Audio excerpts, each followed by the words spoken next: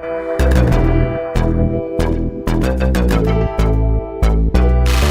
a beast, got jungle fever. Don't smoke, but I break down the chiva. The chiva, feel my senorita. You should be her. Buenos dias, clean up, clean cut. Bitch, impressed with stock beamers. I want property dual citizen with the visa. My niggas Ninja Turtles, call me Tracy Sensei. I can mold me a nigga, get out. Hey, welcome to Ghetto Poet. I'm your host with the most, Bella Martrice, and we are live in San Francisco at Edge Studios. And guess what? I have a really nice treat for you. I have a newsmaker, journalist, activist, photographer, motivational speaker, peer advocate, and an all-around dope person. Who I have here with me is Jesse Brooks. Hey. How you doing, Jesse? I'm good. Thank you for having me. I appreciate you so much. Thank you for coming. Of course. So I wanted to ask you a few questions, but I want you to, tell people who you are. I feel like nobody could do it better than you. Okay. I am Jesse Brooks, and I guess my passion, my focus is HIV in the African American community, but in the community period, but I specialize with African Americans. I'm HIV positive myself.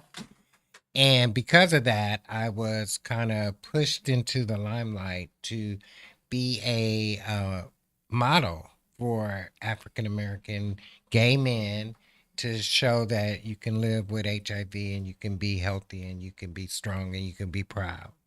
So that's who I am, man.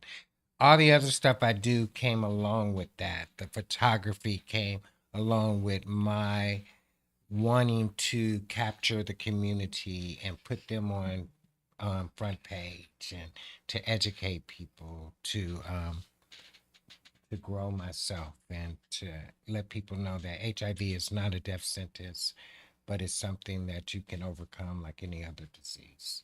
Absolutely. And you do such a wonderful job at it. You was also on a movie, huh? Yeah. Well, again, HIV has really kind of propelled me to use my talent. So at one point, I did a movie, a short film called The Ceremony. And what that was about was me and my partner deciding to have a ceremony after 10 years of being together. And in order to go forward, I had to go back. And so with that, I came up with the idea to interview my mother, my niece, all the people that meant something to me. And in that movie, we talked about me being gay, which is a stigma in our community, me being HIV positive, which is a stigma, and then also my recovery as I got healthier and more mentally healthier. Absolutely. Yeah. You do such a good job at it. I always see your pictures on because you're a photographer and you take wonderful pictures of yourself. You need to be a stylist because you always fly, Jesse. Thank you. Jesse always fly. You see his little leather strip on his hat. He always fly. He takes excellent pictures. And I actually met you in Oakland. Met me in Oakland. And we were both participating. I was working for the Peralta Wellness Center, and you were working for, was it the Office of AIDS? I worked for the AIDS Healthcare Foundation. Okay, the AIDS Healthcare Foundation, sorry. And we were doing, I think it was hip hop for HIV. We were doing hip hop for HIV because HIV has affected young people more than anybody, especially now. The statistics are still rising, especially young African American gay men.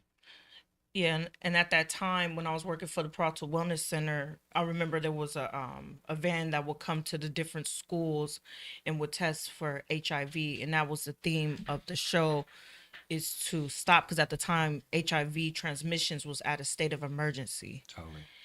So therefore a hip hop show was created to inspire people to take HIV tests, and that's how they were able to get into the show, to watch the show. And then the next year we ended up participating in another one, Test for a Ticket, and same thing. I think Ep.4 performed. Yes. I still have pictures from I'm that not event. sure who else, but I took pictures as well. Right. So therefore there's all these great things that you've been a part of and that I've had the opportunity to actually witness and, you know, We also grow it. did, remember we did like a reading at Oh, at the at church. the church, and Yeah. then we went in front of the Richmond City Council. Oh yeah.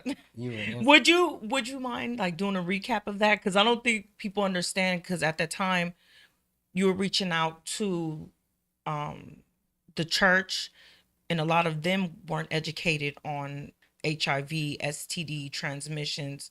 So therefore, it was a dialogue. it was Well, a dialogue with HIV. mhm, And HIV, I think you were HIV and talked about how you pick people that are attractive, right, and how it just was what HIV, it was HIV talking, and how he's wreaking havoc through the community, and unsuspecting people that continue to have sex without the thought that they could become HIV positive. So those are the ones that HIV loves, people like that, and they love attracted people so they can spread it all around. And you were right. so good. I mean, No, I had you fun. were It on was so. point. It was so fun. It was fun, but it was just the weirdest thing, like being in front of a church talking about sex. I think that was the.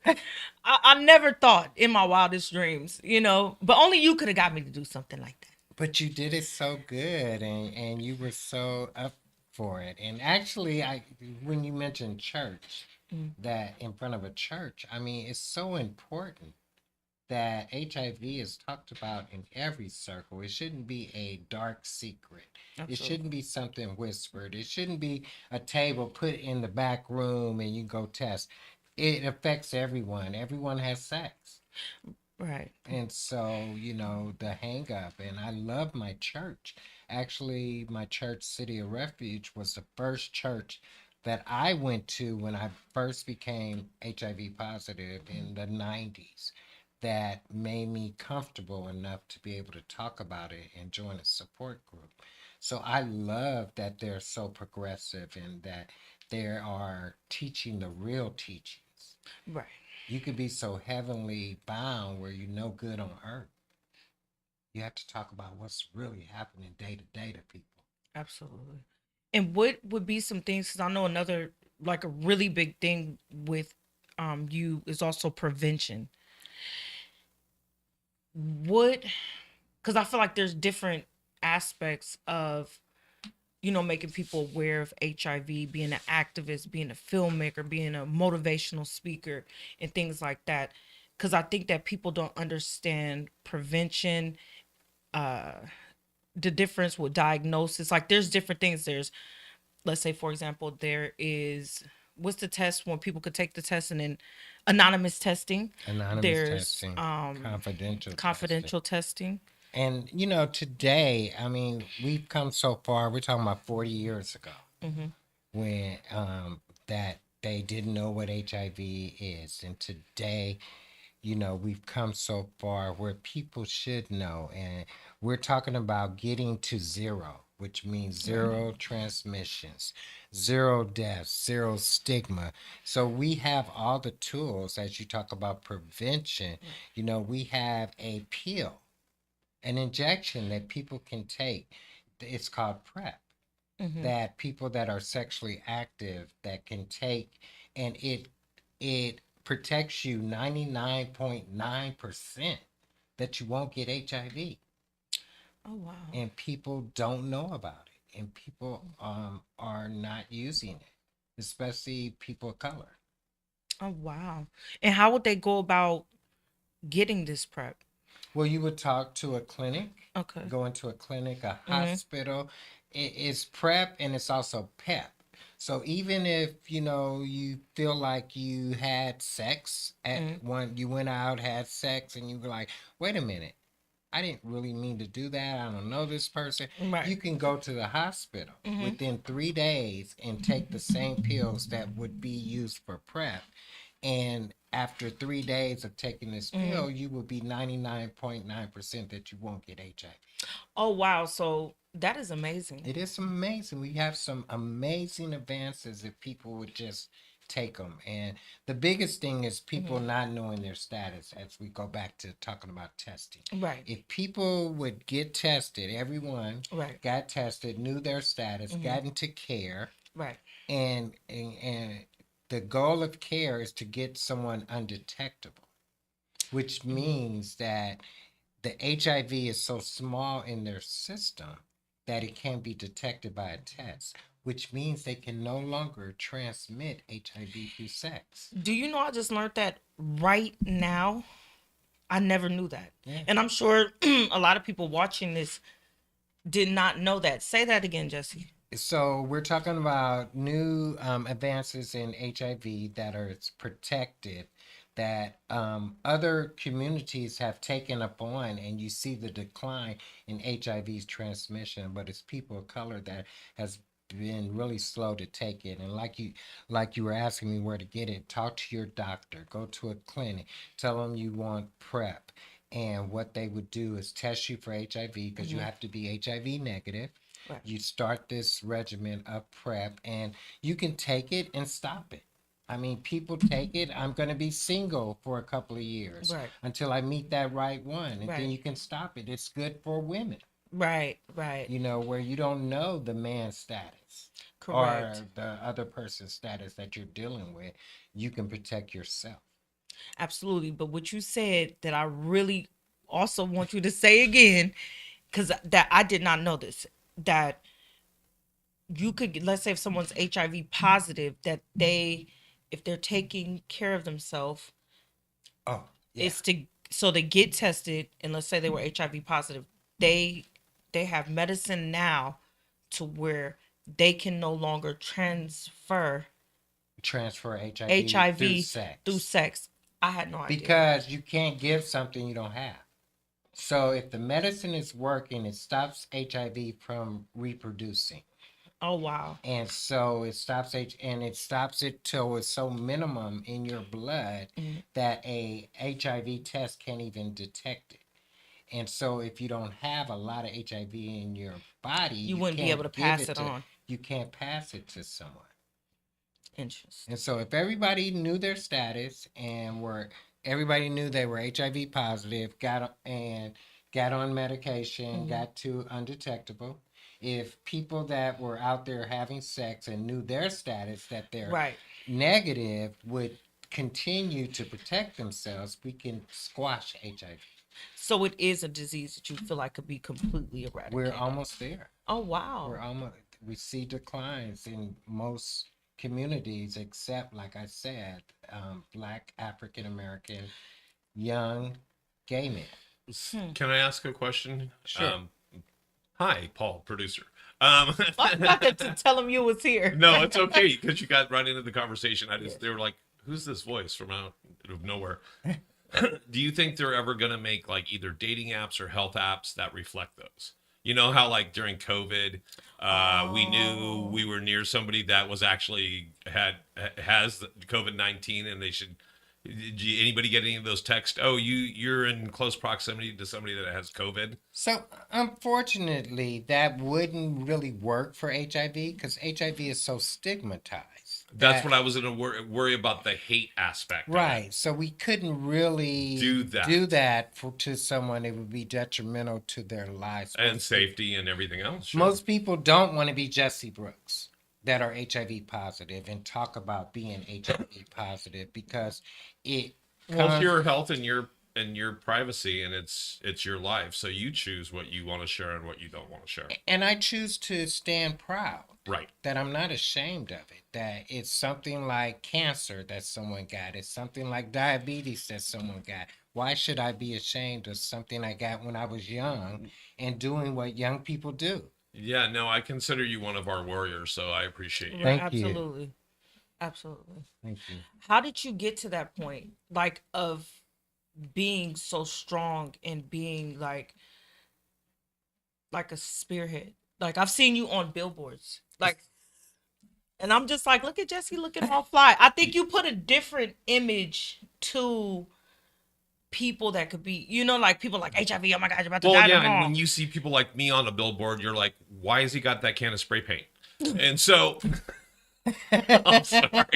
I'm sorry. I had to break a little lightness into it. Right. But I'm saying you changed the narrative. I feel like I'm like, wow. Like you created like it's another feeling about it. You know, like cuz even with me at that time, I was taking tons of HIV tests cuz I was trying to I forgot what nonprofit organization I was working with, but I was trying to get people to take them. They had the oral swabs Right. there, So you're and I was trying like, to "Hey, look demonstrate, at me! right. I'm about to do it." And you know, there will be times it'll be scary. I'll be like, "What is my boyfriend sleeping around on me?" You know what I'm saying? But I would fight those feelings, and then when I saw you, it fortified my will. Like, okay, well, no, I'm just gonna go ahead and do this kind of stuff. So you know, so it does take bravery. So I don't want to digress from that because that is a scary place to navigate in our community, especially. It took time. It took time. I remember getting my diagnosis, and I was so much in my addiction. Because so when I was first diagnosed with HIV, which was 1993, we're talking about 31 years ago, that they knew little about HIV. Oh. And at that time, you were inevitable to die. So they sent me at that time to support groups to learn how to accept death. Oh wow. And I didn't go. I was like, I'll just kill myself with drugs, you know? Oh, okay. And finally, I didn't kill myself. I was just addicted to drugs, and I finally sought help for drugs. And that way I started becoming lucid and educating myself. I remember when I first got my diagnosis, they gave me some education and handed me some paper, and it looked like a stack of books, and it probably was just one sheet of paper. But I didn't want to talk about HIV. I didn't want to read about HIV. I wanted to pretend like it didn't happen, like most people do. So for me, finally, I got my diagnosis, and I started working in the field, like a receptionist at one of the clinics. And little by little, I got the strength to come out. And it was when I made that movie. It's when I came out that I'm HIV positive, that I'm gay on a big screen. Oh my the God. Parkway Theater. Oh. So I don't do nothing little. Right. So I came out really big, and once you're out there, you can't go back. Right.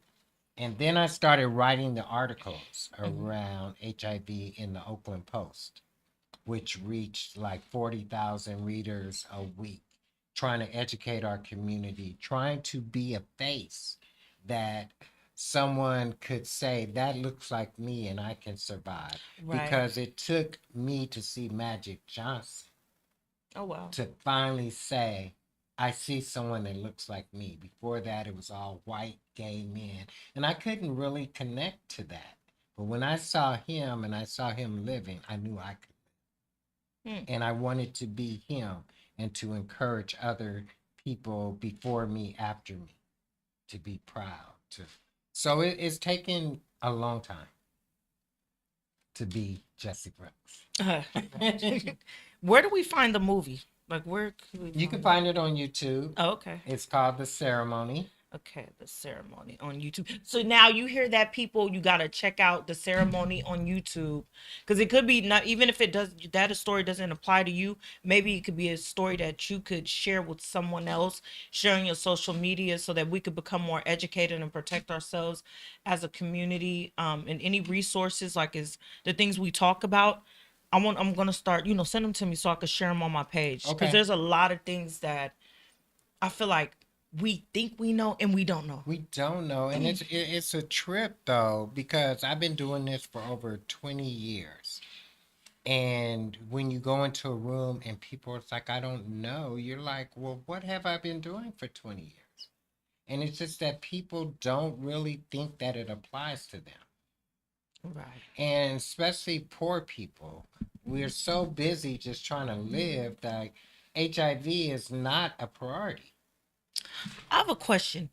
If somebody right now was to be like, you have every resource to do what you want to do, what, I know this is a hard question, but you could think about it. So if you could do whatever you wanted to do, like what would it be that you do? Like as far as with HIV prevention, What would I HIV want to testing. do? Yeah. Anything like One of as my dreams is to open up a support housing oh wow. for HIV positive people because I want to give them more than just medicine. Hmm. I want to help them learn how to get a career. Okay. Because there was a time that they didn't think I was going to live. So they didn't even plan for me to be here today.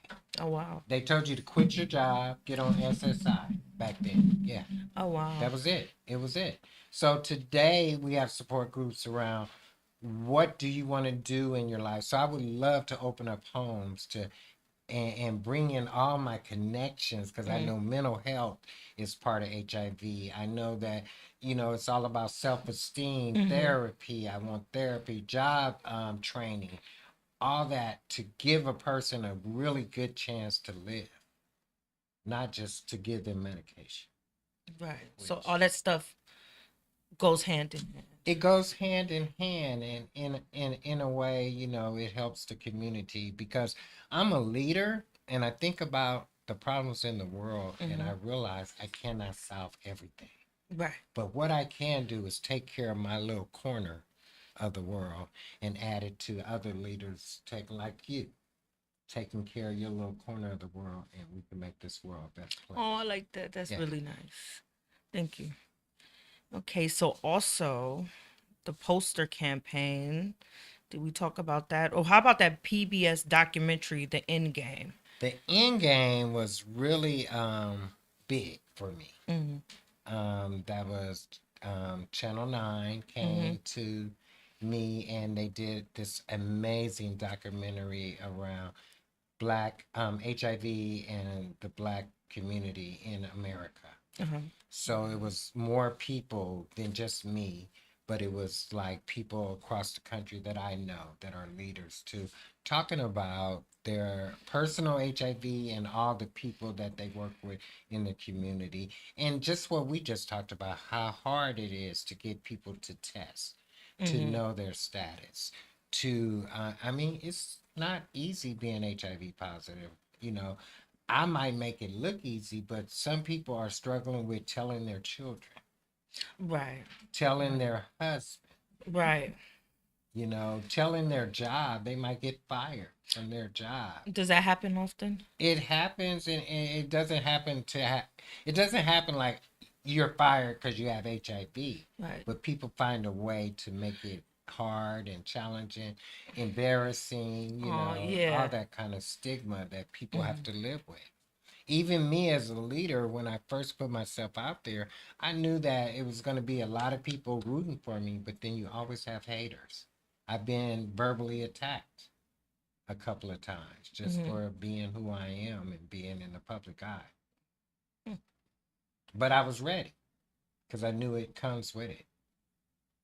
What advice would you give? Because I know for me, I'm a woman, and a lot of the times I feel like the Black man's voice is silenced, in a lot of areas. So it's like, what do you feel that Black men, young, old, and I feel like that another thing too is that people are always like, oh, the youth, and they forget that there's actually, like we're all living. Like, what advice? Like, what do you feel that they need to hear?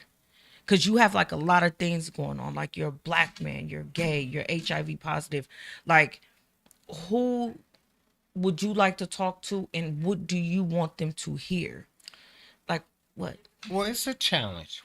Everything you just said, I'm Black, I'm gay, and I'm HIV positive. So we're talking about racism. We're talking about racism meeting stigma at an intersection. So, and we're talking about economics. I'm poor. So that's another, hit against me. But, for me, it's amazing to live in the Bay Area. There's so many opportunities in clinics, but there's other places like the South, which is kind of like the epicenter of HIV right now, that, their clinics, they have to travel maybe a day just to get to a clinic. So all I know is that get into care if you're Mhm. HIV positive. Um, I guess you was talking about generally what I would say to a black man. Or just like, because I feel like there's times to where there's a lot of things that's youth centered. Not saying that not to talk to the youth, but I'm saying there's also elders. There's also, there's so many people that probably, like, who would you want to talk to that generally don't get talked to? Well, all I can say is that I'm living my best life right now. Right. And it could be, and sometimes HIV has been a curse, and sometimes it's been a gift, because I don't think that I would be the man I am if I wouldn't have went through everything I did. So I have no regrets. I love who I am today. So be yourself. Mm. For me, it took a long time to be openly gay. Even, I was willing to say I'm HIV positive before I was willing to deal with being gay. But now I am no longer fractured. I used to be a fractured person where I was this person in this crowd. I was this person with my family. I was that. And it almost killed me. Today, I'm the whole person. Everywhere I go, I'm Jesse. And I love it. So be yourself. And the younger you can do that, or even old. I remember, I graduated from drug court in Oakland because I was on drugs for a long time. But then I became like the person to be. And I graduated from drug court, and the lady looked at me, the judge said, "Mr. Brooks, I'm so glad you got it, but I hate that it took you to become an old man to get it." And I was like, whatever, I got it. That was rude. It was rude, but it was real. Like I said, I'm living my best life, and it was because of all the fears that I had. Fear of being myself, fear of being proud of myself. And now I love myself. I was giving you the finger clap. Thank you. I wanted to address the video I meant the So, photos that we have. So could we bring it up, Paul? Yes, we may. We got it up. Okay, I can't see it. That's right there. Okay. So do you want to tell us about this, Jesse? so this is my latest project that I'm working with the East Bay Getting to Zero coalition in Oakland. And again, East Bay Getting to Zero. 40 years ago, we were talking about all the advances we have, and now we're living them. And it's amazing that we're talking about getting to zero. So this is this is my baby, my dream. We already got a place. This is at Lake Merritt in Oakland. This is going to be the first East Bay AIDS Memorial Garden, and it's nestled in Lake Merritt at the Rose Garden. And that is we had a design team design these pictures for us of what it's going to look like. And what that is called an embrace. And as you walk through it, you can see it's nestled near the garden. It has a little creek, a little bridge, it's water. So what we wanted was a place where people can and talk about, the people that died in their life of HIV, or people that's that so are living nice. with HIV. I remember doing a speaking at Allen Temple Church in Oakland, and I told my story, and it was this old black lady that came up and said, "I can finally thank you for what you said. I can finally talk about my grandson who died of AIDS," because back then people didn't say people died of AIDS. They would say they died of cancer or anything else, because even back then the mortuaries wouldn't bury people that AIDS. It was kind of like COVID, for a long time. Oh, wow. Yeah, so this is the embrace. And if the aerial, you look down, it would be the shape of the red ribbon that is designated for HIV and AIDS. Oh. And you ask why we need a memorial garden again. It's so many people in the East Bay that never had a chance to mourn their loved ones, or even it's going to be a place of education where people can use what do you call those? You put your camera to it. You Selfie stick. no Oh, I- to bring up information. You put your picture. What is that called? Like a kiosk, No, it's a you. a USB. What do you say? No, I'm sorry. I feel like we're playing a good game. Okay, right so now. you open up your camera and you put it to the label and it brings up and you QR put- code. QR code. Thank Boom. you. Ding ding ding. So yeah, so it's gonna be like a QR code where you can pull up and read education around HIV because Oh, wow. pretty soon So you're gonna have QR codes throughout the garden. throughout the little space that we have in the garden to talk about the history of HIV Oh, okay. in the East Bay, because pretty soon we're having young people that never saw what HIV looked like. So you're gonna have an interactive garden. Yeah, an interactive garden, a memorial, so Oh, that's- that people can learn about it. People can come and sit and think about their relatives, and I envision children running around. It's going to be really nice. this looks really beautiful. So we're in the middle of fundraising, Oops, sorry. and go. so if anybody wants to give funds, you can go to eastbaygettingtozero.org. That's EBGTZ.org. And so this is all the pictures of it. And to let everybody know, we're all affected by HIV. Yeah, I mean, at this point in time in history, if you don't personally know somebody, a family member or a coworker or something someone that's been affected by this. That's true. And And thank God that's what my life has been about. I've been able to help people with their family members, Right. their co-workers, everything you just said. And then is there more to the? Yeah, I just wanted, the next slide is my brother. Okay.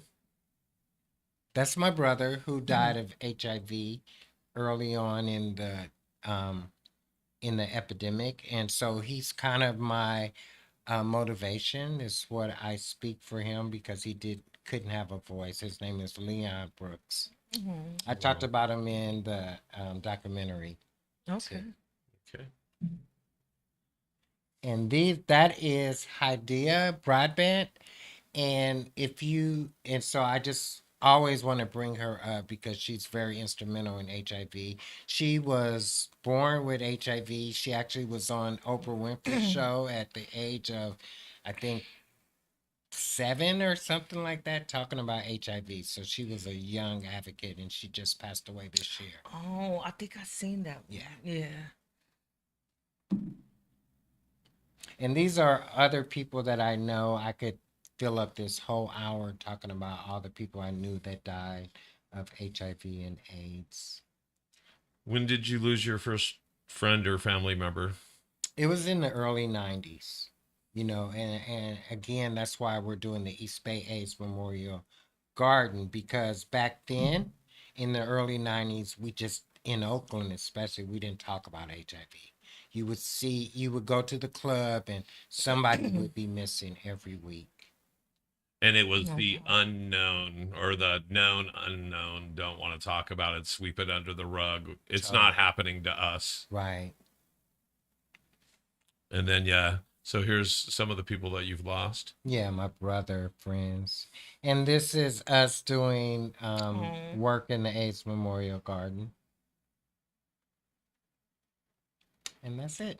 All right. So that's my project. Wow. That's a beautiful project. Yeah, it is. Now, when was the garden started? We just started it this year. We got approval. We got a plot in the Lake Merritt, and now we're working on getting the funds to build the structure itself. And then tell us that address again so that we've raised some awareness. Now let's raise some of that funds. Yes, let's raise funds. So go to eastbaygettingtozero.org or GTZ, getting.org. And there's a place that says the AIDS Memorial Garden, and you can donate through that. Just share share it on your page and tag me so I can I share will. it too. Thank you. then I'll And wherever tag you you guys too. are watching this video, you can look down below in the comments and you can find all the information, including a link back to that. Thank you Oh, so much. cool. That's what you're gonna do after the show. You're gonna go post that when he shares it. Oh, with you. okay, perfect. Awesome. See how I am? You're You amazing. just do I that am in there. amazing. And let me see because there's so much. Top table picture book. So yeah, I mean, so again, I was just in the Chronicle about the East Bay Memorial Garden about a week and a half ago. And that's been my experience being HIV positive, being an advocate. I've been in a couple of billboards talking about living well with HIV. Also, I did a billboard campaign with me and my real niece at the time talking about how HIV, you can work with someone negative and someone positive, where I'm trying to encourage her to stay negative, Right. and it was called HIV Starts With Us. So I'm trying to keep her negative, and she's encouraging me to stay on my medications to keep me healthy. So I did those two posters. I did a billboard with AHF, and then the tabletop book was called It Could Be Me, which photographed a lot of people in Oakland, young people, old people. Barbara Lee, Congresswoman Barbara Lee was in it. Danny Glover was in it. It was all centered around Oakland and the possibilities that we all are affected with HIV. I mean, we're affected in some way. Right. And, you know, when we think about the big effects of HIV, we don't really talk about the economic, the economics that HIV did on our economics, is what I'm saying. Is like HIV affected a lot of people in their prime. And we're talking about family members that would have been breadwinners. Mm. And so they died, and people didn't have the breadwinners in their family. And the cost of medication is expensive and high, so someone has to pay for it. Is there, I had just ran into someone that needed, I'm not sure what type of medication, and I had Googled something, but do you know of any resources for people that are in need of, medication that maybe don't have the funds? Or... Yeah, totally. I mean, again, I work for this amazing global organization called the AIDS Healthcare Foundation. Okay. I'm the advocate coordinator for them. So I do Okay. protests, but also I'm the community liaison. So I work closely with the community. I'm the person that they can go to ahf.org and they can make an appointment to come into a clinic and get seen. They will give you medication without your ability to pay for it. But they also have people that will help them get on insurance where they can continue getting medication. There's also no one should go without HIV medication. If you're HIV positive, there's a fund called the Ryan White Care Fund that has been set up. Ryan White was a young white boy that got HIV in the 90s. He was a hemophiliac. Yeah, hemophiliac. Yeah. And his mother and parents had to fight for him to stay in school because they didn't want him in school. And he finally won the court case, but he died like a year later. And they created a federal fund that funds HIV medication. Oh, wow. And is there places in Oakland like there is in San Francisco to readily get PrEP also? Yeah. I mean, the San Francisco AIDS Foundation, Yeah. there's a lot of San Francisco clinics. In Oakland, there's the AIDS Healthcare Foundation. We have many clinics that can get PrEP. All you have to do is Google PrEP in Oakland, and you can find a clinic that will give you PrEP. So you hear it, folks. There's no excuse None. to be educated, to like go with that stigma, and just live life to your fullest. To your fullest. That's beautiful.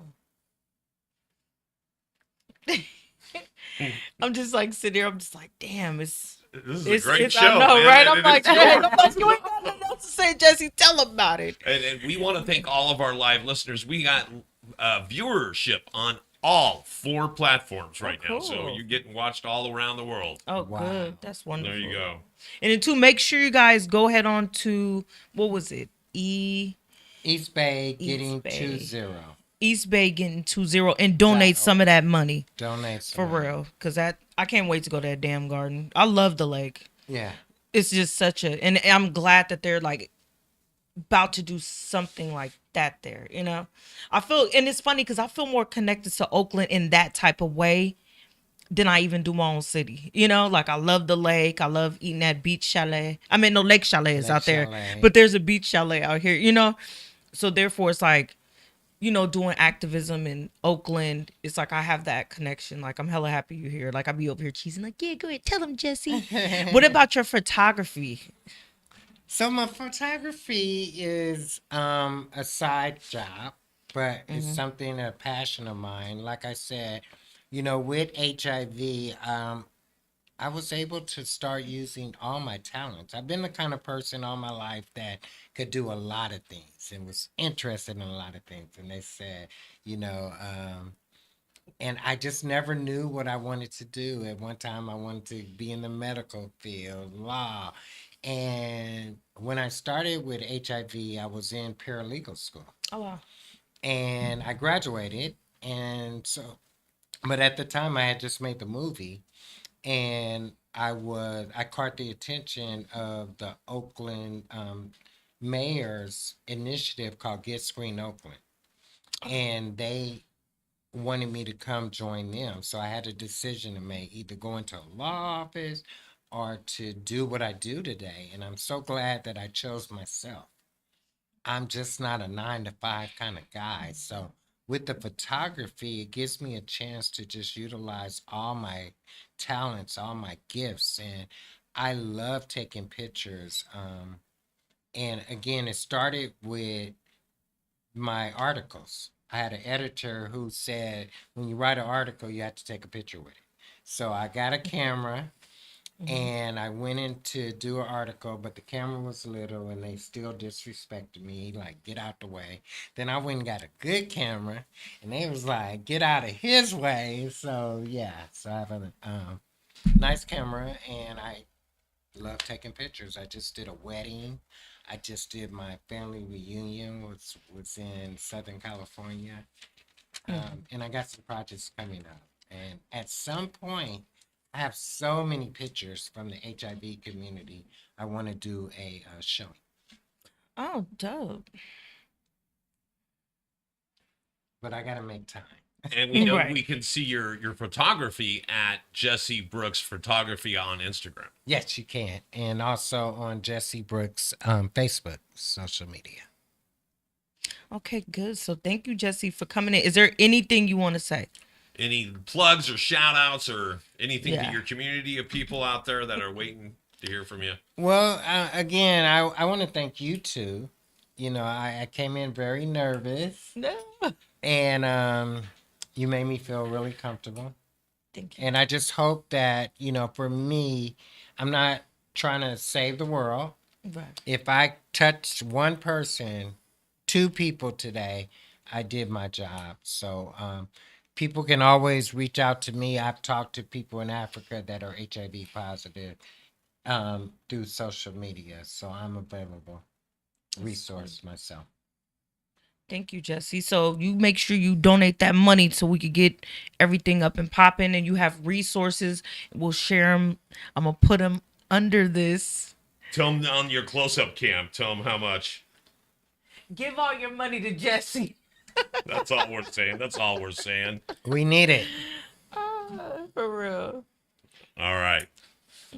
So thank you for stopping by, and we'll see you on the next episode. From San Absolutely. Francisco, we're out. Peace. Peace.